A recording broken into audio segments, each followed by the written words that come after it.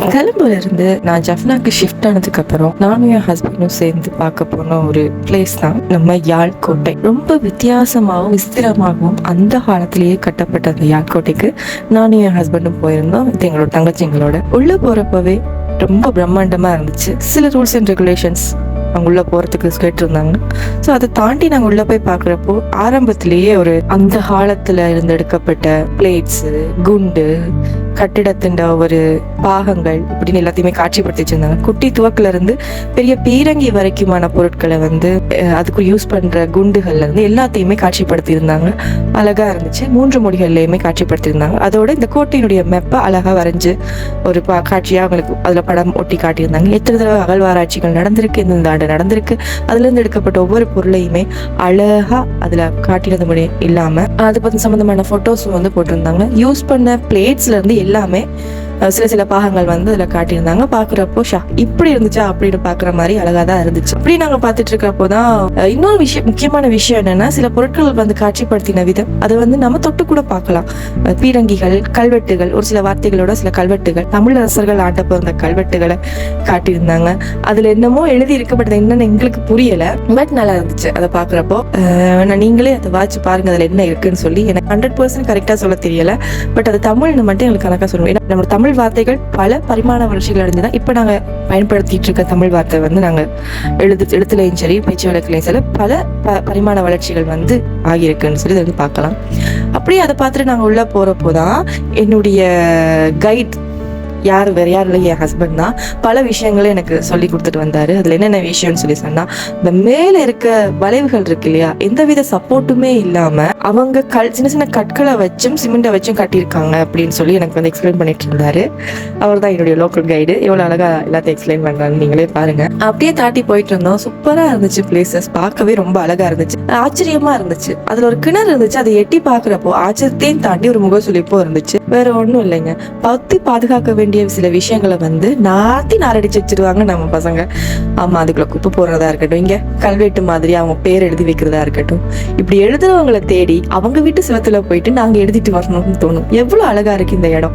இந்த இடத்துல இப்படி ஒரு வேலை செய்யணுமா அப்படின்னு கொஞ்சம் யோசிச்சு பார்த்தா நல்லா. ஏன்னா இது ஒரு இதிகாசம், சரித்திரம். அந்த சரித்திரத்தை பாதுகாக்க வேண்டியது நாங்க. அதுல நீங்க எழுதி வச்சுட்டு, பேர் எழுதி வச்சுட்டு, உங்களோட கல்வெட்டுகள் மாதிரி யூஸ் பண்றதுக்கு ஒரு ஜென்ரல் நாலேஜ் இருக்கணும், இருந்தா நல்லா இருக்கும். அதனாலதான் அவங்க வெளியில அவ்வளவு ரூல்ஸோட எங்களை உள்ள அனுப்புறாங்க அப்படின்னு நான் நினைக்கிறேன். இதுல ஒவ்வொரு நம்மளாவே தெரியும், நம்ம இலங்கையில இருக்க கோட்டைகள்லயே மிகவும் நேர்த்தியானதும் அழகானதும் என்னன்னு சொல்றது, ஒரு திட்டத்தோட கட்டப்பட்ட ஒரு கோட்டைன்னு சொல்லி சொன்னா நம்ம யாழ்கோட்டையை சொல்லலாம். என்னுடைய அதோட அமைப்பு அப்படி இருக்கும். என்ன மாதிரி இருக்குன்னு பாத்தீங்கன்னா, ஒரு 5 மூலைகளை கொண்ட ஒரு கோட்டை. பார்க்க அப்படியே சமச்சீர் நாங்கள் கணிதத்துல படிச்சிருப்போம்ல, அந்த விஷயத்தை யூஸ் பண்ணி கட்டியிருப்பாங்க. ஒவ்வொரு மூலையிலுமே படை வீரர்கள் இருந்து நம்ம அந்த கோட்டையை பாதுகாக்கிறதுக்கு படை வீரர்கள் எப்படி இருந்திருப்பாங்க அப்படின்றதையும், மழை பெஞ்சா தண்ணி தேங்கி நிற்காம அந்த வெளியில இருக்க அகழிகள்ல போறதுக்கு ஏற்ற மாதிரியும் கட்டி வச்சிருக்கிறது உண்மையானவே ஸ்பெஷலான ஒரு விஷயம்னு சொல்லிதான் சொல்லணும். அந்த இடத்துல போய் பாக்குறப்போ எங்களுக்கே ஒரு ஃபீல் பண்ண தோணும், இந்த இடத்துல எப்படா இருந்து அவங்க எப்படி இந்த கோட்டையை பாதுகாத்திருக்காங்க அப்படின்னு சொல்லி ஃபீல் பண்ண தோணும். அப்படி இருக்கும், ஒவ்வொரு அம்சமுமே அப்படி இருக்கும். அதோட அந்த படிக்கட்டுகளா இருக்கு, இப்ப எல்லாமே சிதைவடைஞ்சிருச்சு, பட் அந்த படிக்கட்டுகளா இருக்கட்டும், அதுக்கப்புறம் வாய்க்கால்கள் தண்ணி போறதுக்காக தேங்கி நிக்காத மாதிரி போறதுக்கு கட்டப்பட்ட அந்த ஏரியாவா இருக்கட்டும், ரொம்ப யோசிச்சு மூளையை யூஸ் பண்ணி பண்ணியிருக்காங்க. சில இடங்கள் கோட்டைக்குள்ள இருக்க இடங்கள் சிதைவடைஞ்சிருக்கு. சில வேளை அது யுத்தத்தால சிதைவடைஞ்சிருக்கலாம், சில வேளை காலங்கள் சென்றதால சிதைவடைஞ்சிருக்கலாம். இதால இந்த சிதைவுகள் இருக்குன்னு சொல்லி எனக்கு சரியா சொல்ல தெரியல.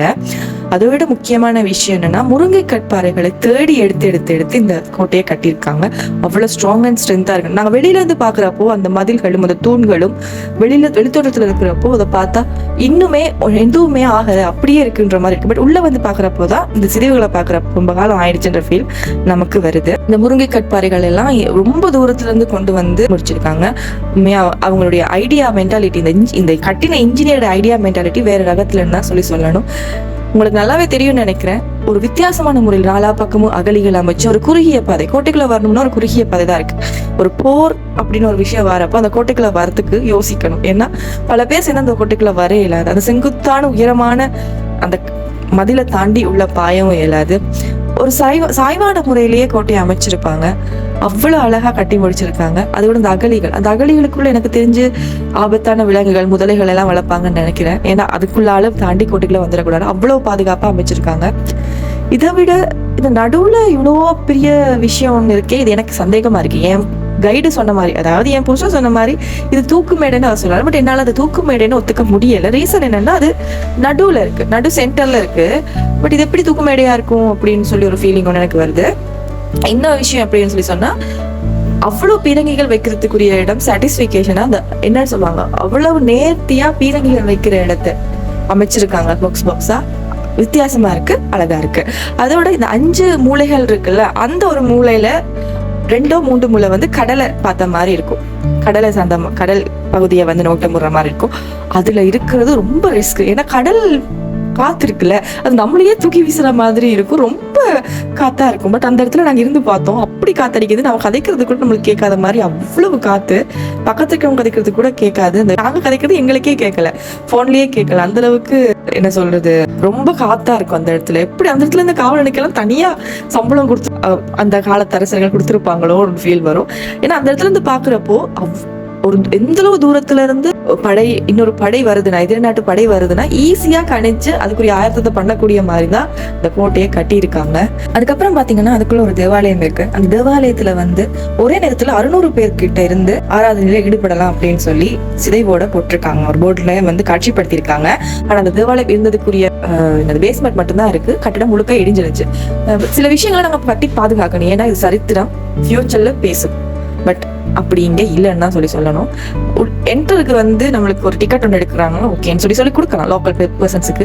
எங்களெல்லாம் வெளிநாட்டுக்கார மாதிரியா தெரியுது. என்ஐசி எல்லாம் செக் பண்ணிட்டு உள்ள அனுப்புறாங்க, பெர்ஃபெக்டான விஷயம் தான். அதோட கப்பிள்ஸ் உள்ள அனுப்புறது கிடையாது. ஏன்னா அந்த கப்பிள்ஸ்ல ஒரு சிலர் செய்யற வேலையால நல்ல கப்பிள்ஸ் கூட உள்ள போறதுக்கு அலோ இல்லாம பண்ணிடுறாங்க. இதை கொஞ்சம் அவங்க புரிஞ்சு நடந்துக்கிட்டா நல்லா இருக்கும்னு தோணுது. ரீசன் என்னன்னா, அவங்க உள்ள சில விஷயங்களை கேவலமான விஷயங்கள் பண்றாங்க அப்படின்னு தான் சொல்லணும். ஒரு இடத்துக்கு போயிருந்தேன், அதுல வீடியோ நான் காட்ட முடியாது, வீடியோல எல்லாம் சொல்ல முடியாத மாதிரி ஒரு சில விஷயங்கள் உள்ள வச்சிருக்காங்க, செஞ்சு வச்சுட்டு போயிருக்காங்க. ஆயுத கிடங்குகள் வைக்கிற இடம் போனேன், அங்க வீடியோ எடுக்க முடியல. ரீசன் என்ன, அவ்வளவு ஸ்மெல், ஒரு நாத்தம், அவ்வளவு நாத்தம். அதையும் தாண்டி அவ்வளவு மோசமா அந்த இடம் இருந்துச்சு. பியர் டின் பாட்டில், சிகரெட்டு, அது இதை அப்படி பிடிச்சிட்டு போயிட்டாங்க. அவ்வளவு மோசமா இருக்காங்க. அதனாலதான் இந்த ரூல்ஸ் எல்லாம் அப்படி போடுறாங்கன்னு எனக்கு தோணுது. நாமளும் அதை தெரிஞ்சு நடந்துக்கணும். உள்ள போறோம், கொடுக்குற அமௌண்ட் கம்மின்றதால நீங்க என்ன வேணாலும் பண்ணிட்டு வரலாம்னு இல்ல. பிளாஸ்டிக் எல்லாம் எங்கெங்கெல்லாம் போடக்கூடாது அவ்வளவு இடத்துலயும் போட்டு வச்சிருக்காங்க பிளாஸ்டிக். ஏற்கனவே பல டூரிஸ்ட் வந்து போறோம். நாங்க போனது ஒரு சண்டே. ஸோ அந்த சண்டேன்றதால வெளிநாட்டுல இருந்து டூரிஸ்டும் வந்து அந்த பிளேஸை வந்து எல்லாம் நோட் பண்ணிட்டு போறாங்க. ஏன்னா அது டூரிஸ்ட் பிளேஸ், ரைட்? ஏன் அப்படி யோசிங்க, நம்ம சொத்து நாம பாதுகாக்கணும்னு நினைச்சாலே நல்லா பாதுகாக்கலாம். ஆனா எனக்கு தெரிஞ்சு பார்க்க போறவங்களோட மைண்ட் செட் அப்படி இருக்குமான்னு எனக்கு தெரியல. பல விஷயங்கள் மாற்ற வேண்டியிருக்கு. மாறினா நல்லா இருக்கும்னு தோணும்.